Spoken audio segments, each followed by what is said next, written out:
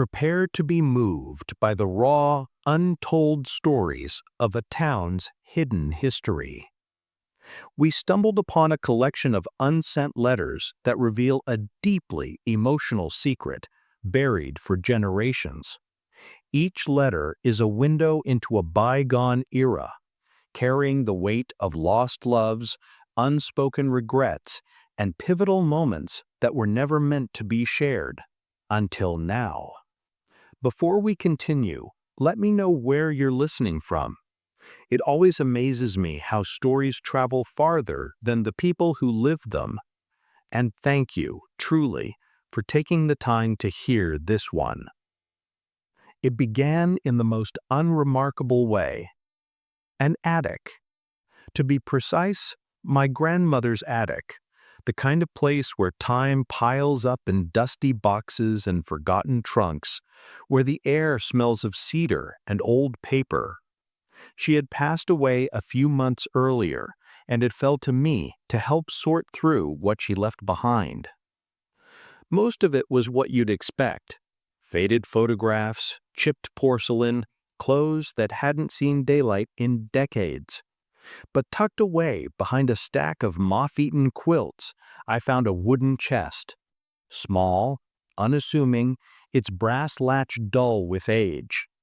When I pried it open, I didn't expect treasure, but that's exactly what I found, just not the kind that glitters. Inside was a stack of envelopes bound by fraying twine. Dozens of them, each yellowed with time, edges curled, ink smudged as though it had been waiting too long to be read. Unsent. Unopened. Unexplained. I remember sitting cross-legged on that dusty floor, my heart hammering. What were these doing here? Who wrote them? And why had they never reached their destination? I untied the bundle, my hands shaking slightly, and slid the first letter from its envelope. The handwriting was neat, looping, elegant, the kind of penmanship you rarely see anymore. The date in the corner read 1947, and the first line, I'll never forget it. If you are reading this, then I was braver on paper than I ever managed to be in life. I froze. It wasn't just a letter. It was a confession. The more I read, the more my chest tightened. This first letter was from a young woman named Eleanor. She spoke of a man, Thomas, who had gone to war and returned changed, distant, carrying ghosts he couldn't share. She wrote about how she loved him desperately, but that he had married someone else. I see him on Sundays at church, and I wonder if he feels it too, this silence that thrums louder than words. She never sent it. Maybe she never dared to. I set the letter aside and opened another, then another, and with each one a tapestry began to emerge. At first they seemed unconnected, scraps of longing, apologies, hidden fears, letters to lovers, to parents, to children never born. Some were signed, others anonymous. But as I read deeper, I realized these weren't random. They belonged to people from my grandmother's town, people whose names I vaguely recognized, names carved into headstones at the old cemetery, names whispered in stories passed down at family gatherings. And together the letters told a story my town had forgotten.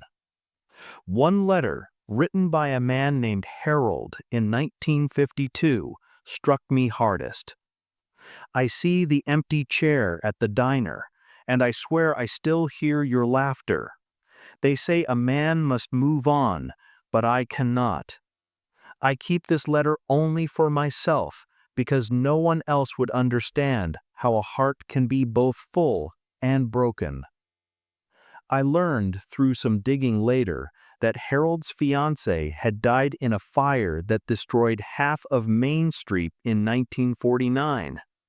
I'd heard of the fire, of course, but never of Harold, never of the love that turned him into a shadow of himself.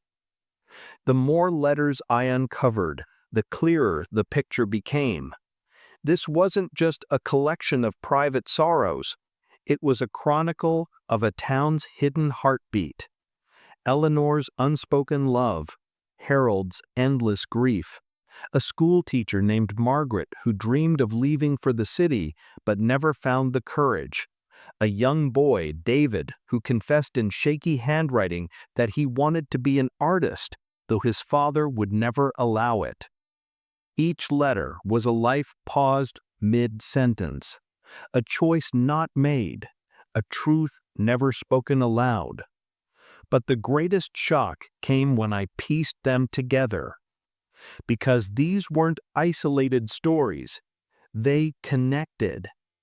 Eleanor's Thomas, he was Harold's best friend. Margaret, the teacher, taught them both as children. And David, the boy who wanted to be an artist, he was Margaret's nephew. The letters weren't just personal, they were communal, interwoven.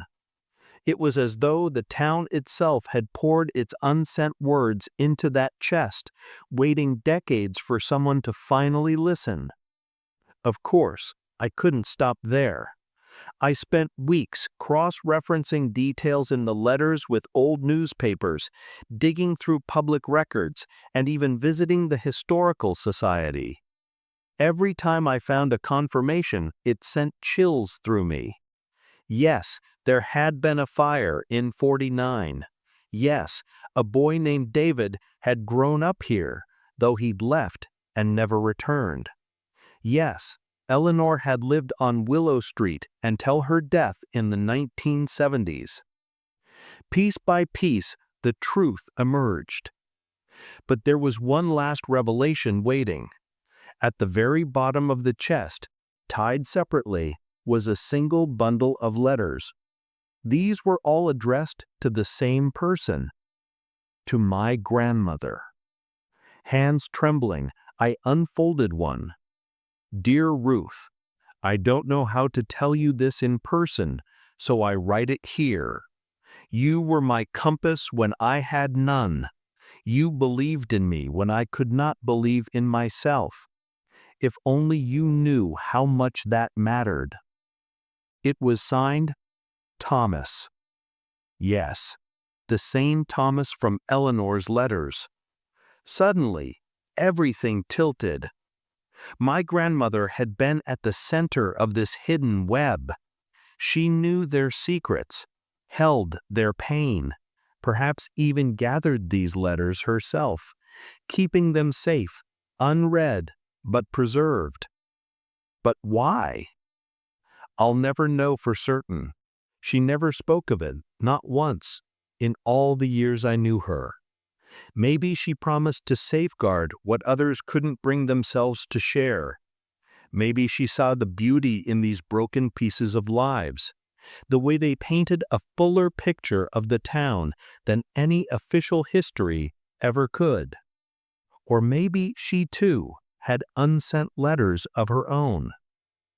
When I finally closed the chest, I felt different. Like I was carrying not just my grandmother's memory, but the weight of a town's forgotten heart. Those letters taught me something I'll never forget. That history isn't only wars and dates and monuments, it's also the things people never say out loud. The regrets folded into drawers, the hopes scribbled in the dark, the love that lives in silence. And sometimes the truest story of a place isn't carved in stone, it's hidden in paper, waiting. So now when I walk through my town, I see it differently. The diner, the church, the old burned-out corner lot, they're not just buildings.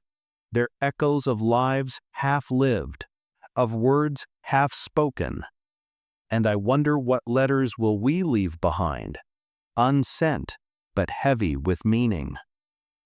Thank you for listening to my story. And if you've ever stumbled upon something that made you see your world differently, I'd love to hear about it. Because sometimes the past isn't buried. Sometimes it's just waiting to be read.